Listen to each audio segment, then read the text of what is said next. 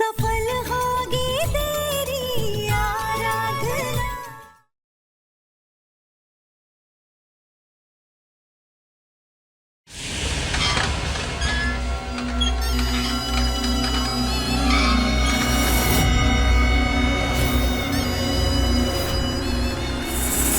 Thank God ये लोग finally आ गए।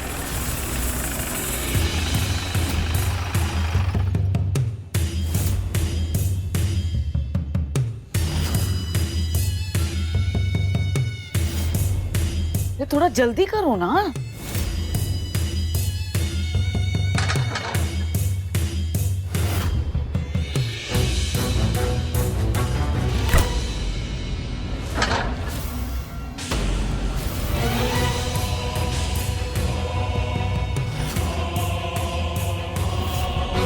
अरे चलो ना, जल्दी करो फटाफट। बॉडी अंदर करो।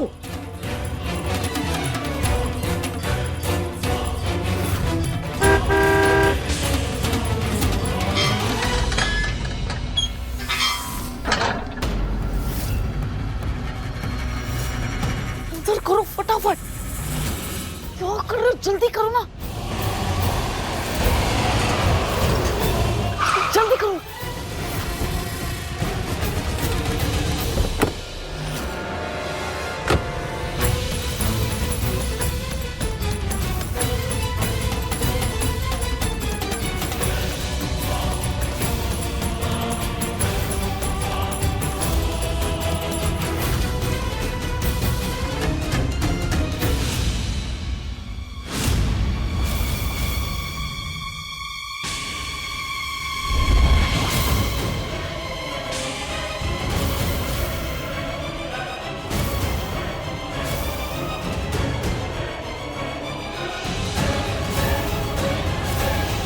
देविका,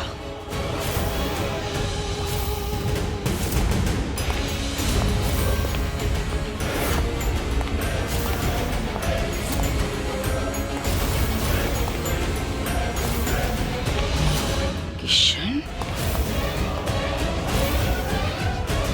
हेलो दीदी। किशन, अरे किशन, तुम इतनी रात गए कहाँ घूम रहे हो? मैं तो बस वॉक के लिए गया था, लेकिन आप इतनी लेट कहाँ से आ रही हैं? वो हम एक जरूरी काम से गए थे, पर इतनी रात को नाइट वॉकिंग करनी तुमने शुरू कर दी क्या? बस दीदी सोचा थोड़ा और फिट होने के लिए ये भी ट्राई कर लूं।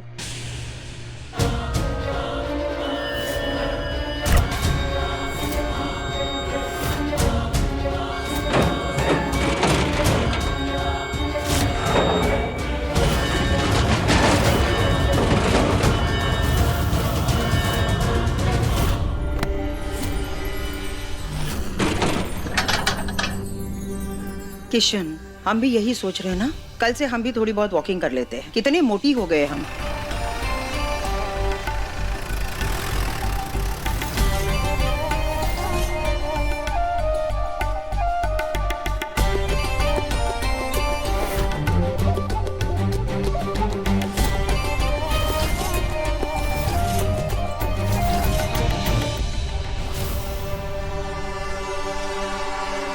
थैंक यू फिर से मेरी मदद करने के लिए।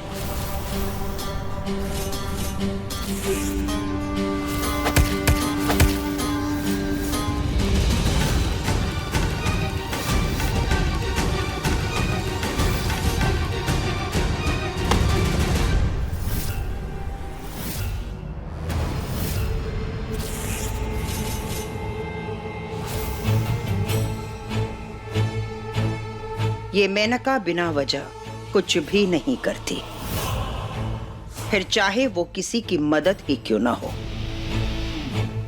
याद रखना।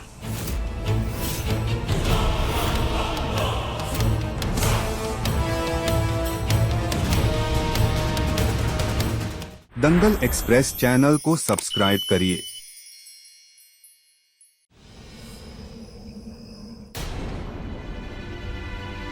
आराधना,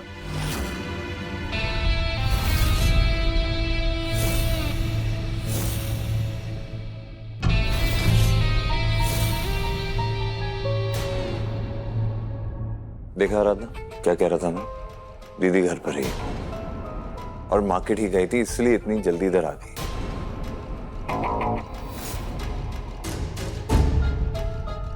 आ गए आप दोनों? जी। माधव, तुमने हमें फोन किया था ना, कोई खास बात करनी थी? दरअसल दीदी, आराधना को कुछ गलतफहमी हो गई थी, उसे लगा कि आप कहीं दूर गई हैं।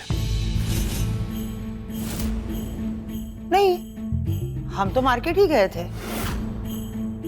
वो क्या है ना, लंदन में भारत जैसा स्वादिष्ट खाना नहीं मिलता, इसलिए हमने कुछ सामान ऑर्डर किए थे। साबूदाना, पोहा, उपमा, जो झटपट गर्म पानी डालने से बन जाए।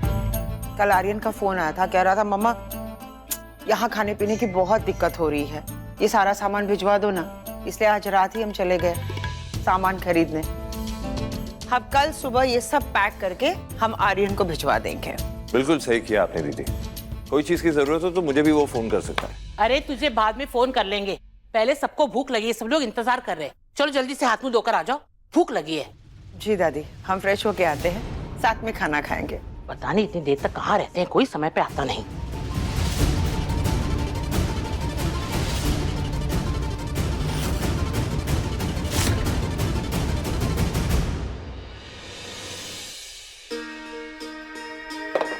मेनका दीदी, माफ कीजिएगा लेकिन आपने झूठ क्यों बोला? मैंने खुद आपको फोन पर ना किसी से बात करते हुए सुना था, और आप उन्हें कह भी रही थी कि घर पे फोन ना करें। साहब जी को लग रहा है कि शायद मेरी कोई गलत फहमी है, क्योंकि मैंने सिर्फ एक तरफा बात सुनी है। लेकिन मैंने आपको खुद देखा था, आप बाजार में नहीं बल्कि शहर के बाहर वाले रिंग रोड के इलाके में कहीं गई थी, और मैं आपके पीछे ही थी। लेकिन फिर मैं रास्ता भटक गई और आपसे बात ही नहीं कर पाई। आप किसी मुसीबत में हो क्या? कुछ परेशानी है आपको?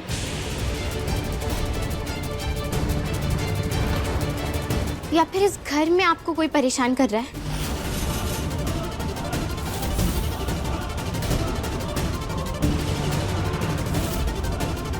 तुम मुझे क्यों देख रही हो? मैंने क्या किया है? या कहीं प्रशांत जी ने दोबारा कुछ किया है और आप साहब जी को परेशान नहीं करना चाहती, इसीलिए आप उन्हें बता नहीं रही हैं? आराधना, जब मैंने कोई सवाल नहीं पूछा दीदी से तो तुम क्यों पूछ रही हो? शायद तुमने किसी और को देख लिया हो और तुम्हें लगा कि मेनका दीदी है। जब हम घर पहुंचे तो दीदी घर पे थी, मैंने बात की थी उनसे फोन पे, बताया था तुम्हें। फिर ऐसे अचानक क्यों सवाल क्यों कर रही हो तुम? हम सभी के बीच में विश्वास की कमी और चुप्पी की वजह से ही पिछले कुछ महीनों में बहुत गलतफहमियां और दिक्कतें पैदा हुई है, जिसका फायदा बाहर वालों को बहुत ज्यादा मिला है। और मैं ये गलती दोबारा नहीं दोहराना चाहती हूँ, तभी आपसे सबके सामने ये सवाल कर रही हूँ। हो सकता है शायद मैं चीजें समझ नहीं पा रही, लेकिन मुझे सच में आपकी फिक्र हो रही है। क्या आपको फिर से कोई मजबूर कर रहा है चुप रहने के लिए?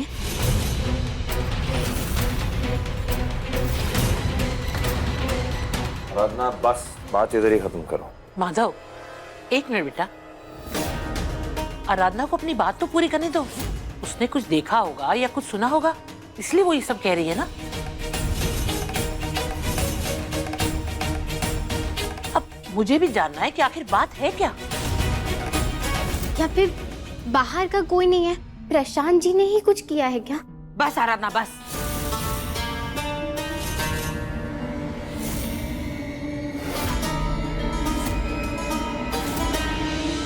औहदे और उम्र दोनों में तुम हमसे बहुत छोटी हो, इसलिए अगली बार जब भी तुम हमसे बात करोगे ना, तो सोच समझ कर बात किया करो।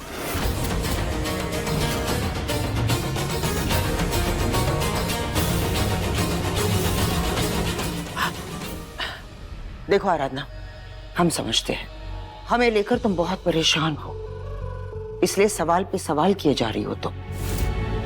हम तुम्हारे किसी भी सवाल का जवाब नहीं देना चाहते थे,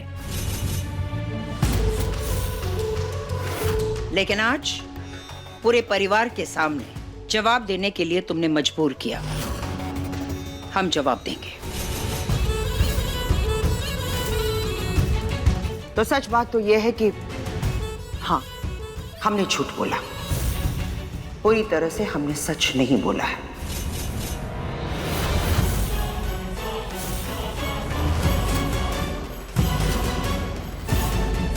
हाँ, हम मार्केट नहीं गए थे,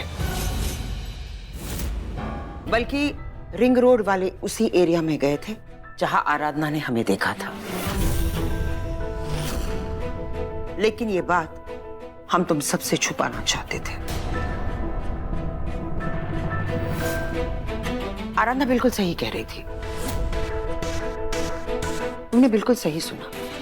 दरअसल हम किसी आदमी से ये कह रहे थे कि दोबारा हमें फोन मत करो। वो इसलिए क्योंकि हम पूरे परिवार को एक सरप्राइज देना चाहते थे। एक ऐसी बात थी जो तुम सबसे छुपाना चाहते थे।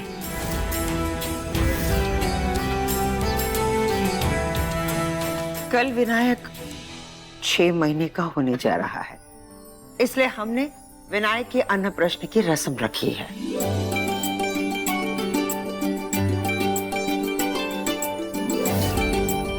दादी, आपको याद है ना, उसी एरिया में एक बहुत ही मशहूर, काबिल और बुजुर्ग बुनकर है, घनश्याम दास।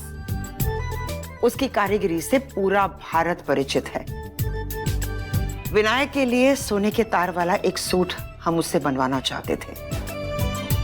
बस उसके अन्नप्रश्न के रस्म में इस बुआ की तरफ से एक छोटा सा तोहफा था, लेकिन वक्त कम होने की वजह से पहले उसने इनकार कर दिया। लेकिन जब हमने उससे ये कहा कि हम उसे ज्यादा पैसे दे देंगे, तब वो ये सूट बनाने के लिए तैयार हो गया। अरे, वो इस घर का पहला वारिस है, हमारा राजकुमार है वो। ऐसे ही कोई साधारण कपड़े का सूट थोड़ी ना पहनेगा हमारा विनायक। भारद्वाज खानदान की अगली पीढ़ी का पहला वारिस है वो। असली सोना पहनेगा, है ना आराधना? बिल्कुल सही कहा मेनका तुमने। लेकिन इस आराधना की वजह से कि वो लोगों का इतना ख्याल रखती है, हमारा ये सरप्राइज ही उसने बर्बाद कर दिया।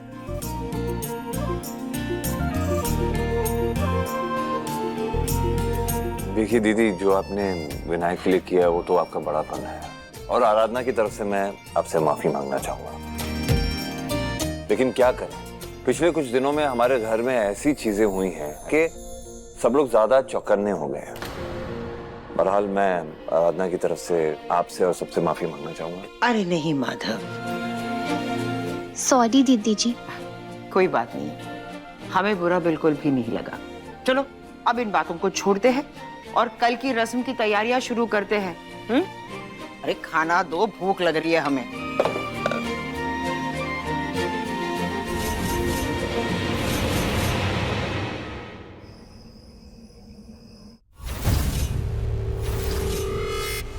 इतने दिनों तक मेंटल हॉस्पिटल में रहकर आई हो ना, इसलिए लगता है कि तुम्हारा दिमाग कम चलने लगा है। गलती गलती पर गलती किए जा रही हो तुम। अगर वो लड़की चंदा बाहर आकर अपना मुंह खोल देती सबके सामने, तब क्या होता? अगर सही वक्त पर हम आकर तुम्हारी मदद नहीं करते, तो किशन को सारा सच पता चल जाता। फिर तुम्हारा क्या होता? हमने तो अपनी चाल भी नहीं चली है अभी तक। तुम अपना राज भेदने चली थी। अरे अब तक तो तुम इस घर से बाहर होती, समझी तुम? देखो, बार बार आकर हम तुम्हारी मदद नहीं कर सकते, हम तुम्हें बचा नहीं सकते। वैसे आज आप भी तो पकड़ी गई थी ना। आराधना ने आपको भी तो उस हवेली के करीब जाते हुए देख लिया था, याद है? सब कुछ याद है हमें, लेकिन आज तक हमने किसी को भी खुद पर शक करने का मौका नहीं दिया, क्योंकि आज तक हमारा सच कभी बाहर नहीं आया। असलियत को बाहर लाकर प्रशांत को जेल भिजवाकर हमारे परिवार के सबसे खास और अपने हो गए हम। अब अगर भगवान भी नीचे आकर हमारे परिवार के सामने हमारा जुर्म बताएगा ना, तब भी हमारा परिवार उस भगवान पर भी यकीन नहीं करेगा। इसलिए तुम सिर्फ और सिर्फ अपने बारे में सोचो। याद रखना देविका, हम तुम्हें बिल्कुल भी पसंद नहीं करते और ना ही हम चाहते कि तुम हमारे घर में रहो। सिर्फ और सिर्फ अपने फायदे के लिए हमने तुम्हें अपना मोहरा बनाया। ये प्रेगनेंसी का आइडिया तुम्हें देना, जाकर उस सिस्टर जूली से मिलना, उसकी मदद लेना और तुम्हें वापस इस घर में लाना, ये सब कुछ हमारी चाल का ही एक हिस्सा है।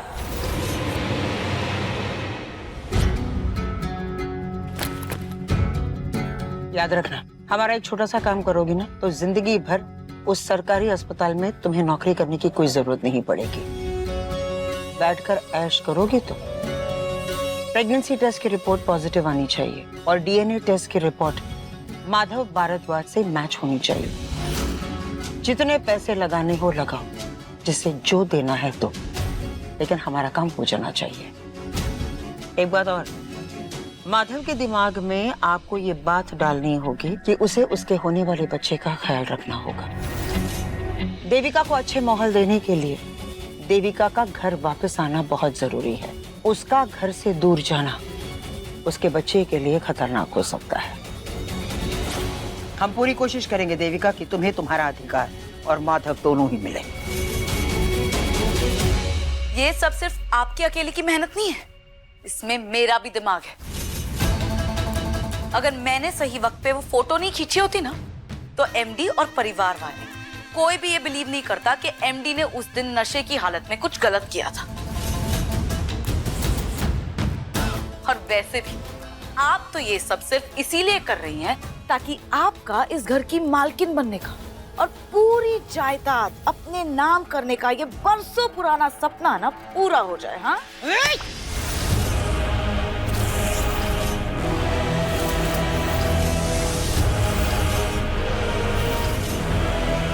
ये हमारा सपना नहीं है, बल्कि ये हमारा हक है। इस परिवार की पहली संतान है हम, और हम हमारा ये हक किसी भी कीमत में पूरा करेंगे। समझी तुम? तो बस देखती जाओ देविका, बहुत ही जल्द ये सब कुछ हमारे बच्चों का होगा। लेकिन तुम एक बात याद रखना, अगर तुमने हमारे साथ कोई भी चालाकी करने की कोशिश भी की ना, तो तुम्हें इस घर से बाहर निकालने वाला इंसान हम होंगे। सिर्फ इस घर से नहीं, बल्कि उस मेंटल हॉस्पिटल में जाकर छोड़ने वाले भी हम ही होंगे। और इस बार इस बात का ध्यान रखेंगे कि तुम उस मेंटल हॉस्पिटल से कभी भाग ही ना पाओ। इसलिए तुम सिर्फ और सिर्फ अपनी करतूतों के बारे में सोचो, समझी तुम? ये याद रखना, इस खेल की रानी हम हैं और तुम सिर्फ एक प्यादे हो। अब तुम्हारे हाथ में कुछ भी नहीं है देविका।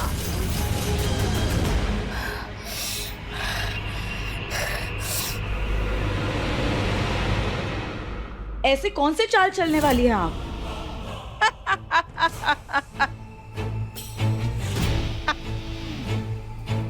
यही तो फर्क है रानी और उसके प्यादे में। रानी की हर चाल एक सोची समझी साजिश होती है। अगर तुम्हें अपना प्यार पाना है और हमें हमारे मकसद में कामयाब होना है, तो पूरे परिवार को तुम्हारी इस प्रेगनेंसी के बारे में यकीन दिलाना होगा। और आलमगीर की हवेली का राज भी तो हम बाहर नहीं आने दे सके। चुप! नहीं देविका, हवेली का नाम भी मत लेना। यहां दीवारों के भी कान होते हैं। हमने तो बस अपनी बिसात बिछाई है और तुम्हें सिर्फ और सिर्फ हमारी चालों पर अपने कदमों को आगे बढ़ाना है। कल विनायक की खीर खिलाई की रस्म है और उस रस्म में हमारे खेल का आगाज होगा।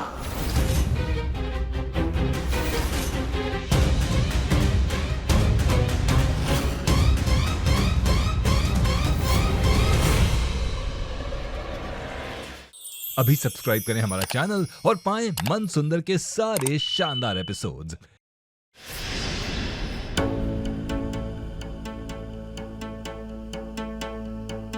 हमने तुम दोनों को एक जरूरी बात करने के लिए यहाँ बुलाया है। वो बात हमें अंदर ही अंदर खाई जा रही है। क्या बात है दादी? विनायक का अन्नप्राशन वो 6 महीने का हो गया है, लेकिन क्या तुम दोनों को ये लगता है कि हमें ये रस्म धूमधाम से करनी चाहिए? क्यों दादी? ये रस्म किशन और हमारे बच्चों के लिए भी हुई थी, तो फिर विनायक के लिए क्यों नहीं? मेनका, तुम वजह अच्छी तरह से जानती हो। हम सब सालों से शांत हैं, कोई इसके बारे में कुछ बात नहीं करता, पर इसका मतलब ये नहीं कि माधव और उसके वंश पे लगे हुए श्राप को हम भूल चुके हैं।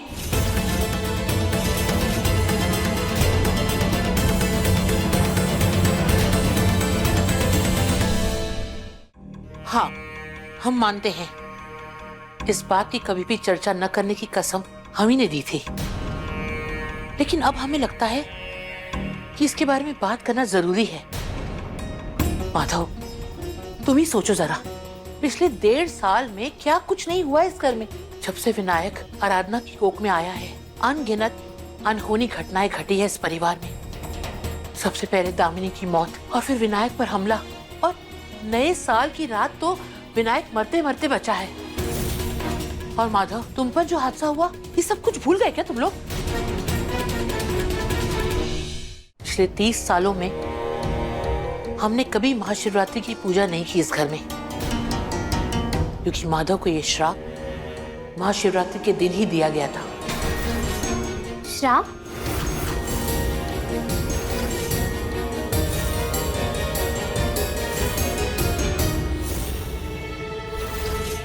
कौन सा श्राप? कैसा श्राप?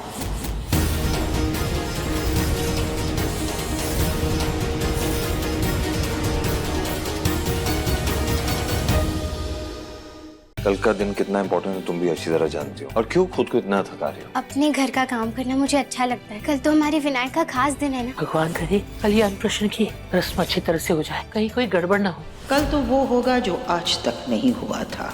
अब माधव से अपना हक छीनने की शुरुआत करेंगे हम। अपने पसंदीदा शो के फुल एपिसोड देखने के लिए अभी डाउनलोड करें दंगल प्ले ऐप।